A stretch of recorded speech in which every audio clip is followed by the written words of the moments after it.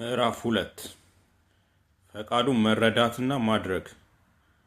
መጽሐፍ ቅዱስ እንደ አቤል ንጹሕ፣ እንደ ኖህ ታዛዥ፣ እንደ ሄኖክ ቅዱስ፣ እንደ አብርሃም አማኝ፣ እንደ ሳሙኤል ክቡር፣ እንደ ዳዊት አፍቃሪ፣ እንደ እስጢፋኖስ ምስክር፣ እንደ ጳውሎስ የክርስቶስ እስር ወዘተ በመሆን የእግዚአብሔርን ፈቃድ የተረዱና የፈጸሙ እንዲሁም በተቃራኒው ደግሞ እንደ ቃየል የተቅበዘበዙ፣ እንደ ኤሳው ብኩርናቸውን የሸጡ፣ እንደ ቆሬ ልጆች በምድር የተዋጡ፣ እንደ አዛ የተሰበሩ፣ እንደ ኤልዛቤል ለውሻ ምግብ የሆኑ፣ እንደ ይሁዳ የካዱ፣ እንደ ዴማስ ከወንጌል ጎዳና የወጡ ሰዎችን ታሪክ ያስነብበናል። እነዚህ ለምሳሌ ያልጠቀስን እንጂ ብዙ መሰል ታሪኮችን ከመጽሐፍ እናገኛለን። እያንዳንዳችን ዛሬ ከምንኖርበት ሕይወት አንጻር ፈቃዱን መረዳትና ማስቀደም ይሆንልን ዘንድ ያለፉትን ለትምህርታችን እናነሳቸዋለን። ሮሜ 15 ቁጥር 4 ፈቃዱን በማስቀደም ምሳሌ ከሚሆኑት ጋር መቆጠራችን በእውንም ሆነ በህልም የምናስበው እንዳልሆነ መጋቢ ታምራት ኃይሌ በዝማሬው አንድ ነገር እኔ ያውቃለሁ፣ ኢየሱስ ወዶኛል፣ ማን ይቃወመኛል? አድራሻ የለኝ መነሻ ስፍራ፣ ስሜ አይታወቅ ዛሬ አይጠራ፣ እንዳላሰብኩት በእውን በህልሜ ከነ አብርሃም ከነ ዳዊት ተመዝግቧል ስሜ ይለናል። በክርስቶስ በኩል የአዲስ ኪዳን አማኞች በመሆናችን ለዚህ ክብር እንዲሁ በቃን። ለእግዚአብሔር መንግስት ጠበኞችና እንግዶች ሆነን ሳለ በክርስቶስ ደም ባገኘነው እርቅ በእምነት ወገንና ወራሾች ተደርገን ተቆጠርን። ዘማሪው አንድ ነገርን ያውቃለሁ እንዳለው እኛ በሕይወታችን የምናውቀው አንድ ትልቅ ነገር እንዲሁ መወደዳችንን ነው። ሐዋርያው ይህን ምስጢር ሲናገር እኛ በመንፈስ እግዚአብሔርን የምናመልክ በክርስቶስ ኢየሱስም የምንመካ በስጋም የማንተማመን እኛ የተገረዝነንና ይላል። ፊልጵስዩስ ምዕራፍ 3 ቁጥር 3 ፈቃዱን መረዳት። የእግዚአብሔር ቃል የፈቃዱ ቱንቢ ወይም የእግዚአብሔር የተገለጠ ፈቃድ የምናገኝበት ሕያው ሰነድ ነው። ጥቅል የሆነ ለሰው ልጆች ሁሉ የተገለጠው የእግዚአብሔር ፈቃድ በእግዚአብሔር ቃል ውስጥ ሁሉም ሊረዳው በሚችል መልኩ በግልጽ ተቀምጧል። ምሳሌ 22 ቁጥር 20፣ አስ 20 27 በክርስቶስ የተጠራውበት ዘላለማዊ ፈቃድና እውነት ገብቶኛል። በሕይወቴ የሚሆነውና ሌላውን ሊሆን ያለውን የፈቃዱን እውቀት በማወቅ እንዴት ላድግ እችላለሁ ትለኝ ይሆናል። በመጀመሪያ ይህን ዘላለማዊ ፈቃዱን ማወቅ ዋነኛና ትልቁ የሕይወት መሰረት እንደሆነ ተረዳ። ሌላው የፈቃዱ እውቀት ሁሉ በዚሁ መሰረት ላይ የሚገነባ የሚያድግና የሚፈተሽ ስለሆነ መለየት አይቸግርህም ወይም በፈቃዱ እውቀት ለማደግ አይዳግትህም። በፈቃዱ እውቀት አንተን ማሳደግና ማስታጠቅ የመለኮት አጀንዳ ስለሆነ ከመስመሩ እንዳትወጣ መጠንቀቅ እንጂ መጨነቅ አይኖርብህም። እርሱም አለኝ የአባቶቻችን አምላክ ፈቃዱን ታውቅ ዘንድና ጻድቁን ታይ ዘንድ ከአፉም ድምፅን ትሰማ ዘንድ አስቀድሞ መርጠዋል። አሳ 22:14 ይህን ልብ በል። ቃሉን ለዘወትር በመፈለግ ከእግዚአብሔር ጋር ያለንን ህብረት በመጠበቅ እና ለቃሉን በመገዛት ትክክለኛውን የእግዚአብሔርን ፈቃድ በማወቅ እናድጋለን። በተጨማሪም እግዚአብሔር በግል በምንሰማው ድምፅ፣ ምሪት ወይም የትንቢት ቃል፣ ራእይና ህልም ፈቃዱን እንድንረዳ ያግዘናል። እርሱ ያውቅልን ይበልጣልና መረጃዎቹ ከቃሉ ጋር እንደማይጣረሱና እውነተኛ እንደሆኑ ካረጋገጥን ችላ ልንላቸው አይገባም። ፈቃዱን ስንረዳው ፈቃዳችንን ለፈቃዱ ለማስገዛት ሰፊ ዕድልን ስለምናገኝ ጉዟችን ውጤታማ ይሆናልና ለፈቃዱ እውቀት ንቁ መሆን አለብን። የእግዚአብሔር ፈቃድ መናን እየለቀምክ እንደምትመገብ ከሆነ እንጎቻህን እየጋገርክ ተመገብ እንጂ ስጋን አትጎምሽ። የእግዚአብሔር ፈቃድ መናን እየለቀምክ እንደምትመገብ ከሆነ እንጎቻህን እየጋገርክ ተመገብ እንጂ ስጋን አትጎምሽ። ከዚህ ይልቅ አንገትህን የኋሊት ወደ ግብፅ ሽንኩርትና ስብ የምትመልስ ከሆነ ግን ራስን ወጥመድ ውስጥ ትከታለህ። እግዚአብሔርን በቁርጥ ስጋና ጥብስ ከገመትከው ስጋው ከጥርሶች መካከል ሳይወርድ ያንቀሃል፣ ወደ ምኞትህም መቃብር ያወርድሃል። እህቴ አንተም ወንድሜ አስብ፣ ደጋግማ አስብ፣ እባክሽ አስቢ። ክብር እንዲሆንልህን እግዚአብሔርን በፍላጎታችን ሳይሆን በፈቃዱ ሳናርጎመግብ እንከተለው። ዘኍልቍ ምዕራፍ 11 ከቁጥር 1 እስከ 35። ስለ ሥጋ ማሰብ ሞት ነውና ክብርህ በነውርህ ሆድህ አምላክህ እንዳይሆን ተጠንቀቅ። በ1999 ዓ.ም አርባ ምንጭ ዩኒቨርሲቲ ሳለሁ አንድ የግጥም በማስታወሻዬ ላይ ከትቤ ነበር። እንዲህ ይላል። ግብጽ ግብጽ አለኝ ሆዴ፣ ግብጽ ግብጽ አለኝ ሆዴ፣ ትውስ አለኝ ልማዴ፣ የሥጋውና ስጋቱ የዱላውና ዱለቱ እና አቤቱ ጌታ ሁልጊዜ መና አይጥምምና። የፍቃዱ ዓላማ እና መንገድ። የፍቃዱ ዓላማ ራሱ እግዚአብሔር ነው። በእግዚአብሔር መገኘቱ ስትሆን የምትሰራውም ሆነ የምትናገረው ሰማያዊውን ነገር ነው። ስለ ሰማይ መንግስት ስታወራ ማዕከሉ ኢየሱስ ነው። በኢየሱስ ሕይወት ሲሆን እንዳየው ከአእምሮ በላይ በሆነ አጣብቅኝ ውስጥ ወድቀህ ሞት ጥላውን አጥልቶብህ የጭንቅ ጣር ይዞ በታላቅ ሕመም ውስጥ እያለፍ ሌሎች ደግሞ ምንም ሳይመስላቸው ሲቀር የአንተ ዓለም የጨለመ ይመስልህ ይሆናል። በተቃራኒው ግን እግዚአብሔር ብቻውን የፈቃዱን ዓላማ ይዞ አብሮ ይቆማል። አሜን። ሮማውያን ወንጀለኛን በጎለጎታ ራስ ላይ አላፊ አግዳሚው እንዲመለከተው አድርገው በእንጨት ላይ ይሰቅሉ ነበር። የእስራኤላውያን እናቶች በጎለጎታ ጎዳና ሲያልፉ ሕፃናት ልጆቻቸውን ተመልክተው እንዳይሳቀቁ የልጆቻቸውን ዓይን በጨርቅ ይሸፍኑ እንደነበር ጥንታዊ ታሪኮች ይናገራሉ። የኢየሱስን ስብከቶችና ትምህርቶችን ያየ እንደሆነ ግን ኢየሱስ ዘወትር ይህንን መስቀል በዓይነ ሕሊናው ይመለከተው እንደነበር መረዳት አይቸግረንም። ደቀ መዛሙርቱ ደግሞ ከዚህ በተቃራኒው ዙፋን ይታያቸው ነበር።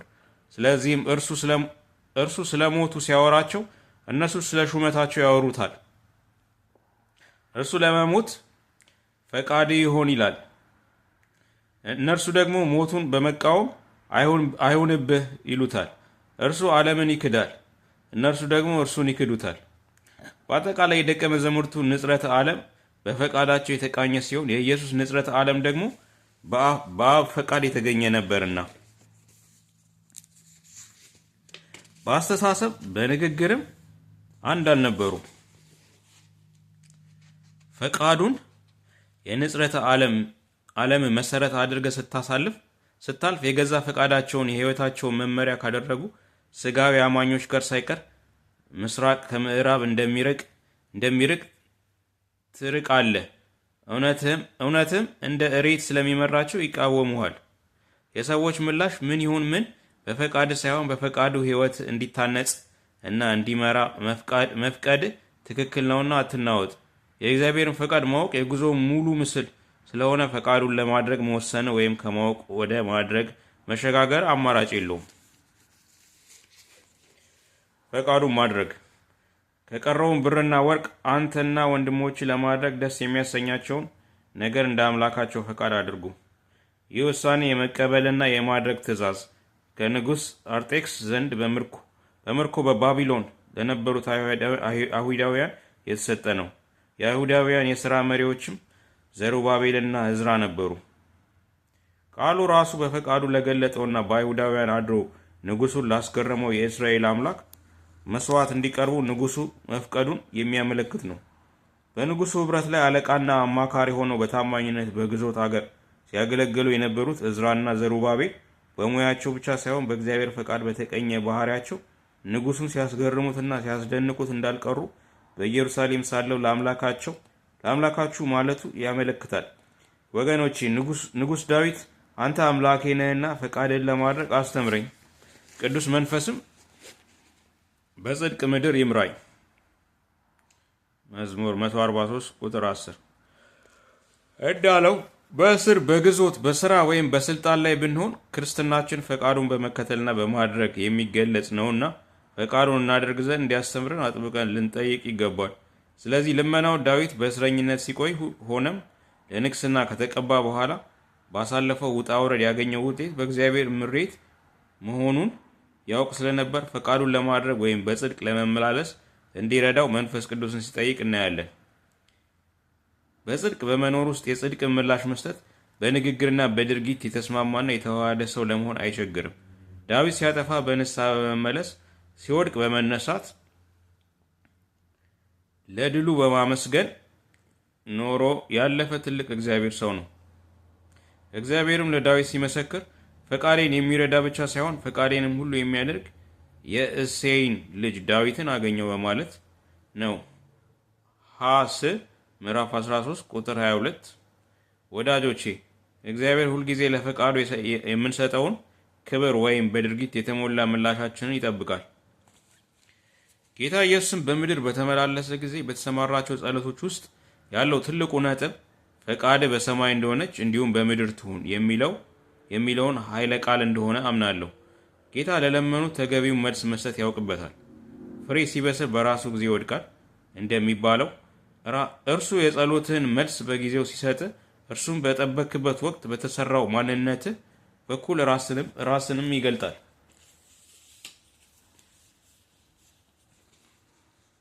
በዚህ ወቅት በምትፈልገው ሳይሆን በሚያስፈልግና ባልጠበቅከው መንገድ ጌታ ፈቃዱን ሲገልጥልህ የተመለከት በምስጋና ትሞላለህ። ምስጋናም በልብ ላይ ንጹህ፣ በመሰዊያም ላይ መዓዛ ይሆንልሃል፣ መልካምነቱን ያጅብሃል። ፈቃዱን መጠበቅ እኔ ከራሴ አንዳች ላደርግ አይቻልም። እንደ ሰማው ፈርዳለሁ፣ ፍርዴም ቅን ነው። የላከኝን ፈቃድ እንጂ ፈቃዴን አልሻምና። ዮሐንስ 5 ቁጥር 30። አብ ኢየሱስን ወደ ምድር የላከው ፈቃዱን እንዲፈጽም እንጂ የራሱን ሐሳብ እንዲያደርግ አልነበረም። በእርግጥም የሆነው ይኸው ነው። በምድር ይመላለስ በነበረባቸው ጊዜያት ሁሉ እርሱ አልፋና ኦሜጋ ሆኖ ሳለ ከእርሱ አንዳች እንደማይደረግ አረጋግጧል። ፈቃዱን ማድረግ ስታስብ እግዚአብሔርን መጠበቅን ማንሳትህ አይቀርም። እርሱም በስፍራና በጊዜ ማለትም እርሱም በራሱ ሰዓት ከመጠበቅ ሌላ አማራጭ እንደሌለ ተረድተህ ትጠብቀዋለህ። በራስ ልታደርግ የምችለው አንዳች ነገር በሌለበት ቢኖርም በማይሰራበት ሁኔታ ውስጥ እንዳለ አውቀ ነው። እርሱንና የራሱን ፈቃድ መጠበቅ ያለብህ እርሱ በፍርዱም እውነተኛ ለቃሉም ታማኝ የሆነ ሁሉን የሚገዛና በስራውም ታላቅና ድንቅ ነው። አሜን። መዝሙር 146 ቁጥር 6። የሰው ሰዓት እና የእግዚአብሔር ሰዓት የተለያየ ነውና በስፍራ ሆነ ዘወትር በንቃት ልትጠብቀው ይገባል። ይህን ካደረግ እግዚአብሔርን ከሚታገሱት ከምርጦቹ መካከል ትሆናለህ። መዝሙር 145 ቁጥር 9። ይህ መጠበቅ ተራ ለውጥን መጠበቅ ሳይሆን መንፈሳዊና የታመነ ለውጥ ያለበት፣ ጠላት የሚናወጥበት፣ እንደ ጠዋት ደመና የምትደበቅበት፣ ከዝናብ በኋላ እንደሚበቅል ልምላሜ የምትሆንበት መጠባበቅ ነው።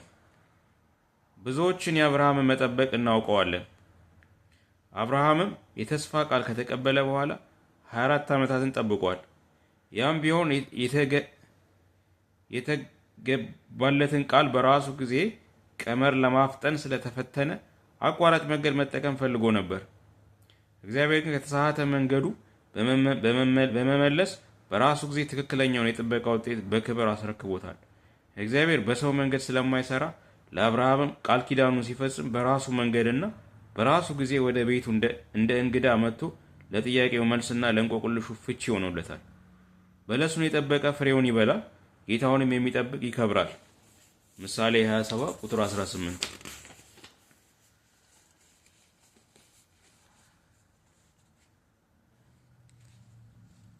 ምዕራፍ 3 ኢየሱስ በእግዚአብሔር ፈቃድ ውስጥ አባት ሆይ ሁሉ ይቻልሃል፣ ይቺን ጽዋ ከኔ ውሰድ፣ ነገር ግን አንተ የምትወደው እንጂ እኔ የምወደውን አይሁን አለ። ማር ምዕራፍ 14 ቁጥር 36 በአንዳንድ ነገር ምሳሌ የሚሆኑ እንደ ደመና የከበቡን ብዙ ምስክሮች ይኖሩ ይሆናል። በሁሉ ነገር ምሳሌ የሚሆንልን እንደ ኢየሱስ ያለ ግን ማንም የለም። እርሱ ሰው ሲሆን አምላክ ነው። አምላክ በመሆኑ እግዚአብሔርን ወክሎ በምድር፣ ሰው በመሆኑ እኛን ወክሎ በሰማይ አለ። የአባቱ ፈቃድ መተረኪያ፣ የእምነታችን ጀማሪና ፈጻሚ፣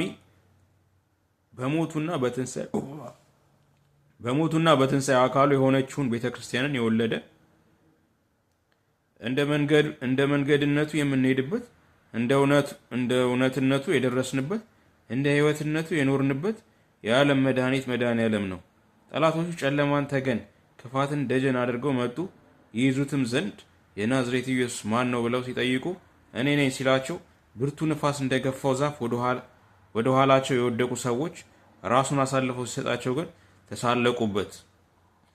ገና ሳይወልዱ አስቀድመው የሚያውቋቸው እነርሱ ዓይኑን በጨርቅ አስረው ማን ነው የመታ አሉት። በአፉ በወጣው ቃል እየኖረ ትንቢት ተናገረ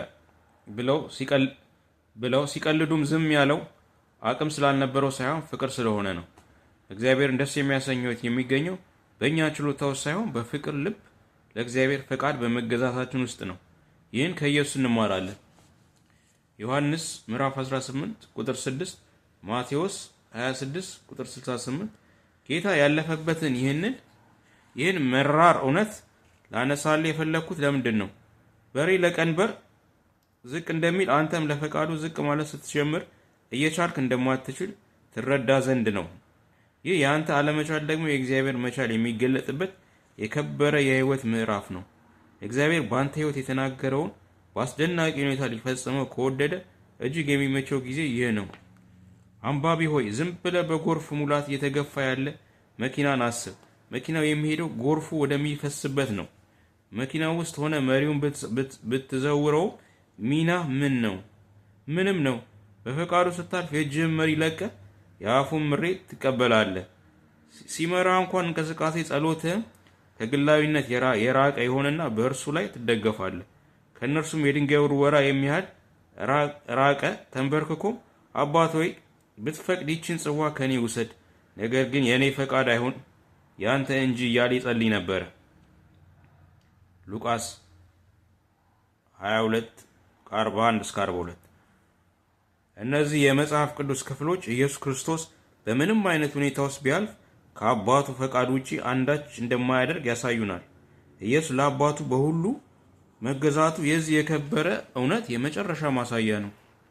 የሰው ልጆችንም ሁሉ ለማዳን የመረጠው የቤዛነቱ መንገድ ሆነ። ኢየሱስ ለእግዚአብሔር ፈቃድ ለመገዛት የሄደበትን መንገድ የሚያስረዱ ነጥቦችን ቀጥለን እንመልከት። በቅርብ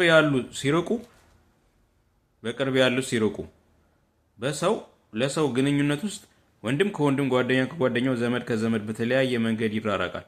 የምክንያቱ አይነትና መጠን ለየቅሉ ሆኖ በተለይ ግን ችግር ሲመጣ፣ ፈተና ሲከሰት፣ አደጋ ሲያጋጥም ሰው ከፊቱ ይልቅ ጀርባውን ይሰጥሃል። በጌታና በደቀ መዛሙርቱ መካከል የሆነውም ይሆነው ይሄማ አይሆንብህ የምትለን ጉዳይ በፍጹም ሊሆንብህ አይችልም። ይህ ለአንተ አይገባህም ነበር ያለው ጴጥሮስ ጌታ ኢየሱስ ለሄደበት ያለውን መንገድ ሊጠጣት ያለችውን ጽዋ በሰማ ጊዜ ጴጥሮስ ተቃውሞን አሰማ። ይባስ ብሎ የመምህሩን ቦታ ወስዶ ሊገስጸው ጀመረ። ማቴዎስ ምዕራፍ 16 ቁጥር 22። ጴጥሮስ ያደረገውም ይህን ጉዳይ ሊያስበውም እንኳን የሚገባ አልነበረም። እግር ራስን እንደማያክ ውሃም ሽቅብ እንደማይፈስ የሰው ሐሳብም የእግዚአብሔር ፍቃድ ሊያርም አይችልም። ኢየሱስ ሊሆን ያለውን በግልጽ እየነገረ ተግተው እንዲጸልዩ ቢያሳስባቸው እነርሱ ግን በትጋት ፈንታ በድካም በንቃት ፋንታ በእንቅልፍ ተሸነፉ። መጣም ተኝተውም አገኛቸው። ጴጥሮስንም ስምዖን ሆይ ተኝተሃልን? አንዲት ሰዓትስ እንኳን ልትተጋት አልቻልህምን? ማር 14 ቁጥር 37። እኔ የመጨረሻው መጀመሪያ ሰዓት ላይ ደርሼ እናንተ ስለምን ታንቀላፋላችሁ የሚል መልእክት በኢየሱስ ንግግር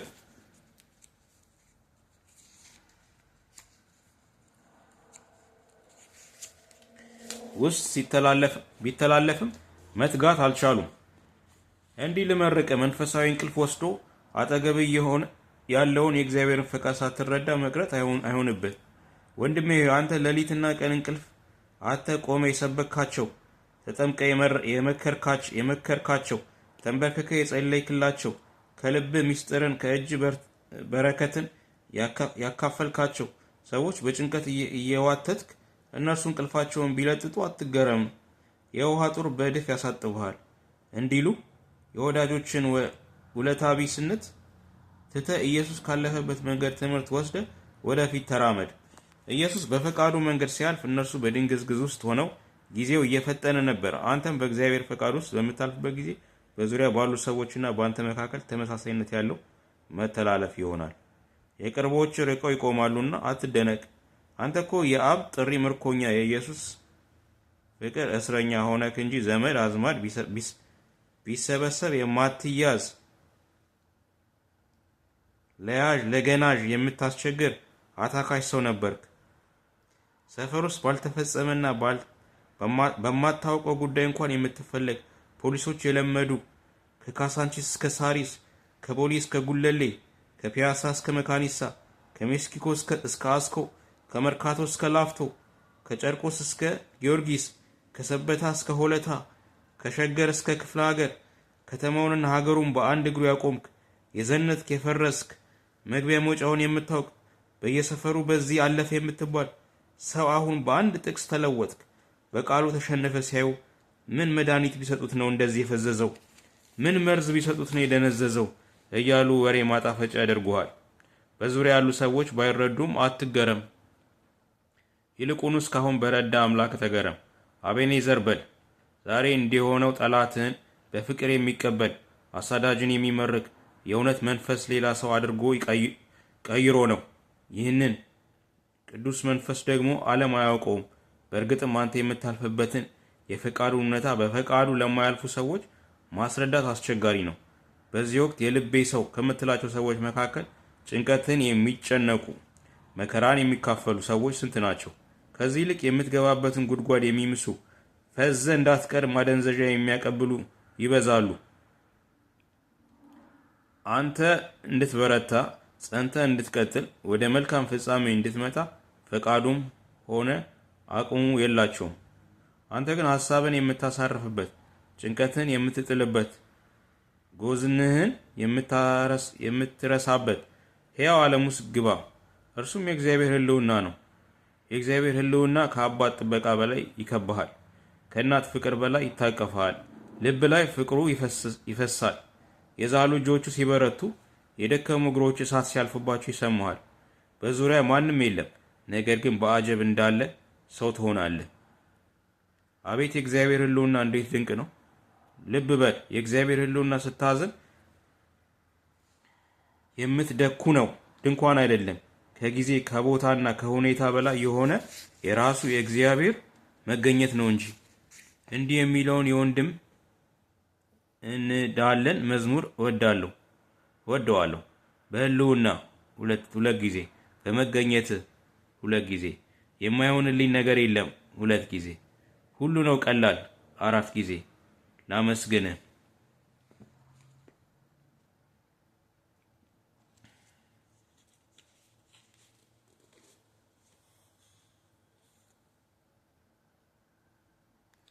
እናመሰግናለን።